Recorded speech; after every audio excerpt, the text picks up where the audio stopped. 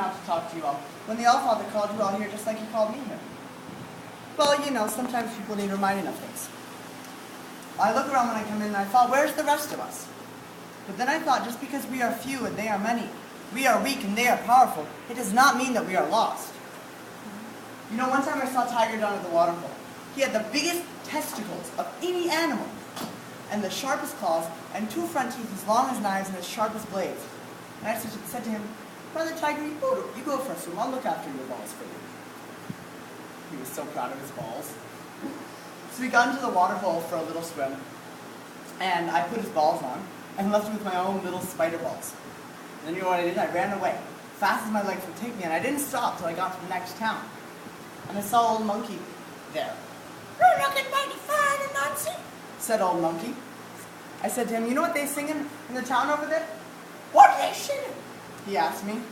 They sing in the funniest song, I told him. And then I did a dance and I sing, Tiger's balls. Yeah, I ate Tiger's balls. Now ain't nobody gonna stop me ever at all. Nobody gonna put me up against the big black wall, because I ate that tiger's testimonials. I ate Tiger's balls. And Old Monkey, he laughs fit to burst. He's holding his sign, shaking and stamping, and then he starts singing, Tiger's balls. I ate Tiger's balls. You know, snapping his fingers, spinning around on his 2 feet. That's a fine song, he says. I'm gonna sing it to all my friends. You do that, I tell him. And I head back to the waterhole. And there's Tiger. He's down by the waterhole, walking up and down, his tail switching and swishing, and his ears and the fur on his neck up as far as they can go, and he's snapping at every insect comes by with his huge old saber teeth, and his eyes flashing orange fire, and he looks mean and scary and big, but dangling between his legs.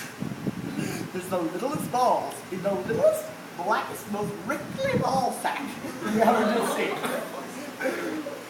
Hey, Nancy, he says. He says, when he sees, hey, Nancy, he says when he sees me, you were supposed to be guarding my balls when I went swimming. But when I got out of the swimming hole, there was nothing on the side of the bank but these little black, shriveled up, good-for-nothing spider balls I'm wearing. I did my best. I told him, it was those monkeys. They come by, they eat your balls all up, and then I told them off. They pull off my own little balls. I was so ashamed I just ran away. You a liar, Nancy, says Tiger. I'm going to eat your liver. But then he hears the monkeys coming down from their town to the waterhole. And it's a dozen happy monkeys. They're bopping down the path, clicking their fingers, and singing as loud as they could sing. 1 second. Robbie, I'm hiding for you. I know, right?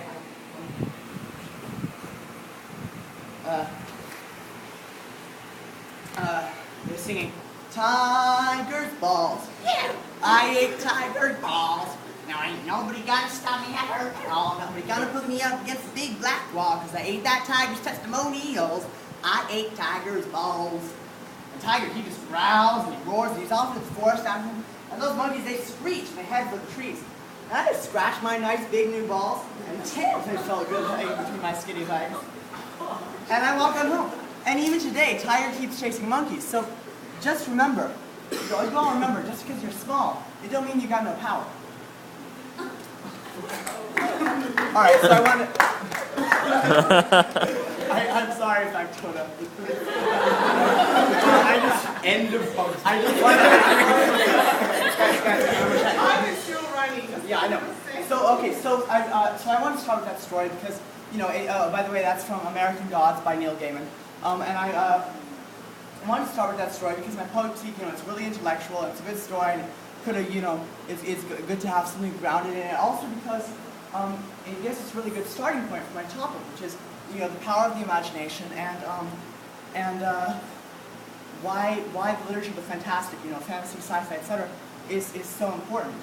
The speaker in that story was Anansi, who's the African, you know, trickster, spider god. And I kind of want to pose the question rhetorically, why do we tell each other myths? You know, the common wisdom is that myths are just explanations for natural phenomena, right? You know, they wanted to know why tigers chase monkeys, and so they told this whole story about it. But that doesn't really suffice, because when we look at the story, there's so much more richness in there than just the one little statement at the very end that even today Tiger keeps chasing monkeys. You know, there's a lot of power in the stories, and those powers come from the rich imagination into it. But when we try to think about what the imagination is, it can be a little hard to pin down. We do know that it is closely related to play, and play is a necessary part of human development. Children play to learn about themselves, to learn about social interaction, to learn about the world. I'd say particularly they play to learn about themselves. They learn about how they operate, how they can operate. How events affect them. They also imagination is also probably closely related to the faculty of dreaming. And Ursula Le Guin, who's a favorite author of mine, defines imagination as the free play of the mind. It's the creative process. And the creative process is an associative process, bringing all these different ideas into this thing, with this sort of illogical or non-linear mode of thinking. And as authors, or as anyone explores the worlds of their imagination, they do tend to run into certain characters or certain elements which repeat, which we've seen before. And these elements apply to everyone, or to practically everyone. They're found in all the cultures, and those are called archetypes. But I will actually get back to that, because I want to move on to relate kind of something of the foundation for the imagination. I also want to talk about story briefly. In the vision seminar, we were talking about how humans tend to process things through narratives, and we brought this up in terms of the news, and Layla brought up a study that she'd read. I believe it was something along the lines of that humans that we process things like when we take in data, we take it in best. We learn it best if it's told in a story, and we break down stories into stories with good guys and bad guys, protagonists and antagonists, with human components, and stories which are news stories, which are all these different kinds of data, and we identify with the characters in these stories. And I would say that when we look at storytelling, we look at novels, where one of the most pleasurable part of the novel is feeling for the characters, forming an emotional connection or identifying with those characters, which is kind of strange because the characters don't exist. We're identifying with people or characters who never existed. And so you've got to ask, why would we do this? Why would this be something that's pleasurable to us? And I would say that it's because when we see ourselves in characters, we can then use the story as a tool to understand more about ourselves. To return to the archetypes, these archetypes, as I've said, they come up again and again. We see them everywhere. We see them in all these different stories. And the thing is that authors, they don't set out to write archetypes. They don't sit down and say, well, today I'm going to write a story with a death throne. I'm going to write a story with a young, tragically flawed hero, and a friend who betrays you. And there's also going to be a precipice, which symbolizes the edge of human understanding and the fear that comes from it. Authors, they don't sit down to write this thing. They don't plan that out. That's the job of critics. But they come across it because they're exploring their minds. It's an exploratory process for many authors. And that's an interesting part of connecting back to the imagination as a tool to understand ourselves. Another thing I want to bring up about archetypes and symbols is that they can represent these massive numbers of ideas. You can represent a great number of ideas through symbols. A symbol can mean many different things which are contradictory but which form a sort of idea, or which help the story form these meanings which can really only be represented in that way, and which have pressing relevance to spiritual, ethical, and psychological questions. So I want to kind of jump tracks or change tracks here and talk about something else before I bring it all together. I want to talk about a woman named Elsa Gindler. This was a German practitioner in a field called bodywork, which basically means that she tried to improve people's lives by working with their body, by teaching them about their bodies or giving them work to do on their bodies. It was she lived in the earlier parts of the 20th century, and she was trained in physical rehabilitation, but her interest was improving people's lives through improving their physical awareness, which she did through a series of exploratory exercises, or as she called them, experiments. And they would be very simple things. They would be like, sit down and get up, or whatever, and just to pay attention to what's actually going on in your body when you do simple motions. Because for Gindler, when you expand your awareness and freedom into your body, you're becoming, as she put it, fully human.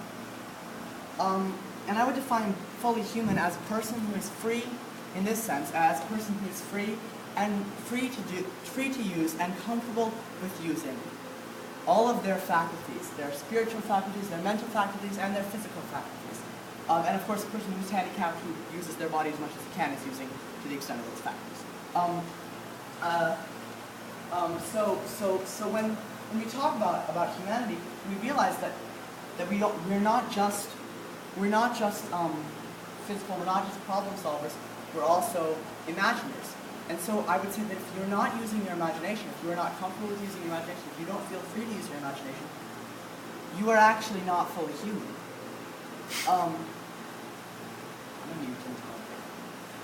So when we think about wrong page. But a lot of contemporary culture denies the imagination and treats humans as if they're biomechanical machines. And when you look at like after the Bolshevik Revolution in early Soviet Russia, when they were trying to construct a culture for the proletariat, one of the prevailing ideas was the idea that humans were biomechanical. Stimulus response. If you control the conditions, you control the way they live, then you can get certain outputs that are desirable. Their behavior, how well they are adjusted to society. But I think that's kind of absurd. I think that we're not fully predictable machines. I think there seems to me to be a part of us that it cannot be expressed in simple if-then statements. It's a mental faculty that can't be satisfied just by material goods and social interaction. I am an atheist, or at least a strong agnostic, and I don't believe in a substantial soul, but I do believe that our brains, there are essentially minds, and that these minds are not strictly in the common sense of the word practical. And if we look at things just in the light of practicality, efficacy, efficiency, we tend to make ourselves biomechanical. So as an atheist, I have enormous respect for things that are not rational. It seems kind of contradictory, but I do. So now I've talked about full humanity. I've talked about irrationality, imagination and storytelling, and I want to get on to my much more specific subject, which is what I call the literature of the fantastic. And I define that as any literature where the imagination which is fully imaginatively realized, and which is not where the world of the book is not fully compatible with what we call our consensual reality, the reality that we all, the basic tenets of reality that the mass majority of people agree on, gravity, whatever. And I include things like science fiction, fantasy, speculative fiction, the non-realistic postmodern fiction of people like John Bartholomew, and the stories of Borges, and even the genre of magical realism, which I know is a little bit iffy, and which I would be happy to pick a bone with you on later. But I want you to remember the literature part of the phrase. This is not just lumping all the genres together. This is saying, I think there are common elements to the literary parts of those genres. So it's not pulp sci-fi or silly sword and sorcery novels. We're talking about the literary elements of those genres. So there's been a lot of opposition to these genres. One of the main things that people say is they ask the question, why would we express things in the literature of the fantastic when we can express them in realistic fiction, and the idea that you shouldn't do this. And I would say that, first of all, because it's awesome. I mean, come on. But also, and then I would say, why not? There's no reason against it. But if you want a more specific answer, literature of the fantastic is literature with no imaginative constraints. And I can't see why we would want to constrain our imagination. Why should authors who dream of dragons be asked to squeeze out dreams of stockbrokers? It doesn't quite make sense to me. A dream is valuable if it's true, regardless of whether it's possible. And by truth, I mean a human truth rather than scientific truth, which is of course a different thing. And for that reason, great fantasy is non-escapist. That's another major concern, is the idea that fantastic literature is all escapist literature. But it deals with morality and ethics. It deals with spirituality, psychology, and emotional life, and all of the human condition, and all the stuff that the great realistic fiction deals with. So I don't think that's really a valid concern, apart from just saying, well, that's bad. Those parts are bad writing. Also, the next step of that, people say that it's damaging to children because it's escapist. Ursula Le Guin, I'm going to mention her, I'm going to paraphrase her again, says the task of a child as she grows is to become herself. If literature and if stories and imagination are how we learn about ourselves, how do you expect a child to grow in that way without the nourishment that stories can provide? And I would say, without a doubt, that literature fantastic is just as efficacious for that purpose as any other branch of literature, or perhaps more so. And the last big argument against literature fantastic is more general. It's the idea that it basically has no purpose. It has no social value, I guess. And I would say that that is essentially the statement that there is no value to becoming fully human. When you read the great literature, the great authors of literature, fantastic. When you watch them, explore these lands inside their head, these inner lands, you're getting a sort of nourishment that you really can't get anywhere else. And when you read a piece of true literature, whether it's fantastic or realistic or anything else, or that's written by a masterful author, it can be an experience that is exploratory, that is spiritual, and that can even be transformative. So, if you deny the value of full humanity, you kind of give in to the biomechanical view. You assent to the subjugation of the human soul to money, sex, and social behavior. So yeah, I've discussed myths, stories, archetypes, imagination, and these are all ideas that have to do very closely with meaning, and a very specific meaning. The meaning of man. The answer to the question, what is man? And I would say, because of this relationship, I would say that literature, the fantastic, which is the literature of pure imagination, and which is dismissed as fanciful daydream, is really one part of the search for what and who we are. And I'd just like to kind of leave you with the question of what can we do until we know ourselves.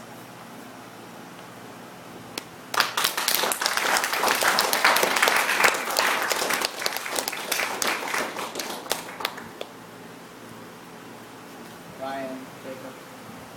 Oh, I just want to say that was really good. I agree with a lot of everything you said. Aesop's fables and myths of the past perhaps were to explain the unexplainable or something. And now, do you think that modern literature is fantastic, the motivations have changed? Do you think that the advent of the enlightenment and science and stuff like that has changed the reason we like imaginative things? I think that the myths of the past were not so, as something I discussed is that the myths of the past, in my opinion, were not solely, they did have to do with explanation. When you look at the richness of the stories, it's impossible that they were simply for explanation. They were also for storytelling. They were to serve both purposes. I would say that sort of storytelling now has less to do with explanation. So the two have perhaps parted ways. But I would say that it's not a full change. It's just that it doesn't do all of what it used to do. Grace. And just out of curiosity, what's your opinion on Harry Potter? I think Harry Potter is probably very tastefully written and very interesting book, and I really just don't enjoy it that much, and I thought I really stopped enjoying the last couple of books, and that's just a personal thing. Oliver, and then... Can you talk about some of the personal favorite authors?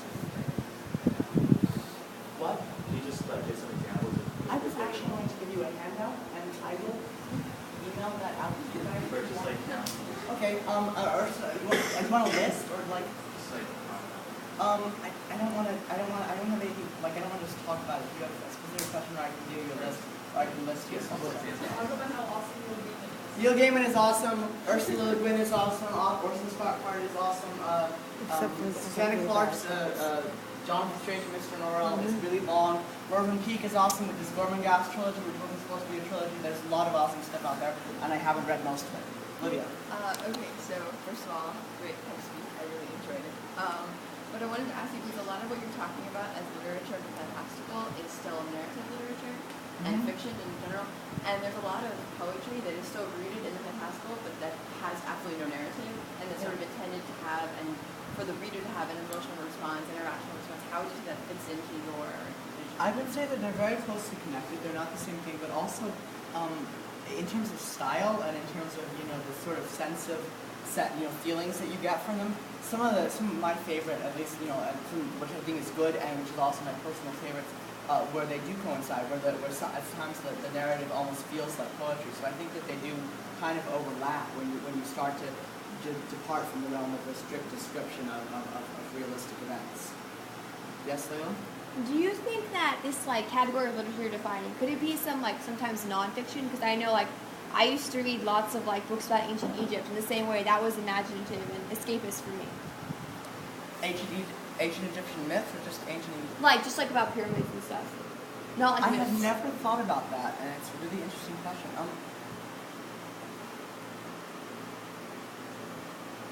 I think that anything which fires your imagination has some of the beneficial effects that I'm talking about. So in that sense, yes. And in other senses, I would need to think more about it. Is that sufficient? Or Yes. Anyone else? Or Advik? All right. So what happens when literature of the fantastic does become escapist, or at least for some people causes them to create worlds which they prefer to human reality? We have two words for that depending on which direction it goes in. One of them is bad writing and the other is pornography. Well played. Right? Sort of going on what he said, I'm wondering, is the fantastical literature, you're saying its purpose, some people say it's escapist, that they can live vicariously through it, sort of what he was kind of going at. But what I'm wondering is sort of its intended purpose is more to inspire life than to take someone out of reality, but it's instead to give them a sort of, you could say, light a fire in their imagination and in their human spirit. Yeah, to inspire life and to form connections and to explore deeper into what it is and to learn more about it, to inspire and also to learn more about it. Is that sufficient? Oh yeah. Anyone else? Ryan. I think you're right, and this genre should not be denied, but I'm a little suspicious of arguments that by not embracing it, we're not embracing full humanity. I think that's very strong. I think if somebody didn't embrace the imagination in this manifestation of it, there wouldn't be this, bio. You're right. You are right. Okay. I think that if you don't use your imagination, you're not fully human. I don't think you necessarily have to use your imagination on fantasy literature. But the thing is that,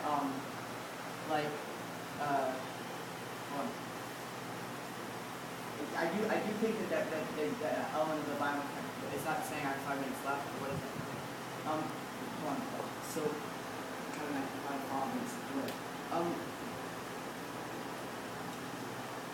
No, I really don't. I don't think it's too strong. What I'm basically saying is that I feel like there's almost like and this is sort of an idea that I got from Rhodes when I was reading some essays.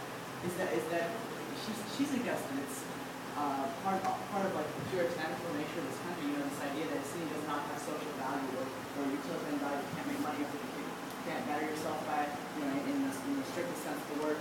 It's useless. And I think that that is a thought that is very, very wrong, and so that's sort of what I'm saying is that the genre fulfills all these needs, and it's not always escapist. It's sort of a why not more than a if you don't read this, you are not human.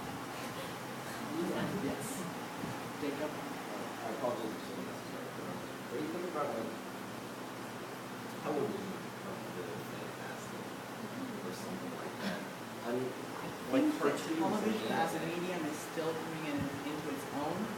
I also think that television, especially for children, has and I don't know, I haven't researched this very deeply, but at first glance I would say television, it has an element of a shorter attention span, which means you can't get as lost as deeply in a world of imagination perhaps as you can and also I think that television as a medium is coming to its own in terms of finding the ability to make shows that have a lot of more, and there have been a few I'm sure, but that have a lot of potency in the same way that literature can have that same sort of potency. So I think that it's possible, but I'm not sure that it's happening yet. Although I do watch, things like Dr. Who, and I think that they're great, but I don't think they really fall into the category exactly of what I'm talking about.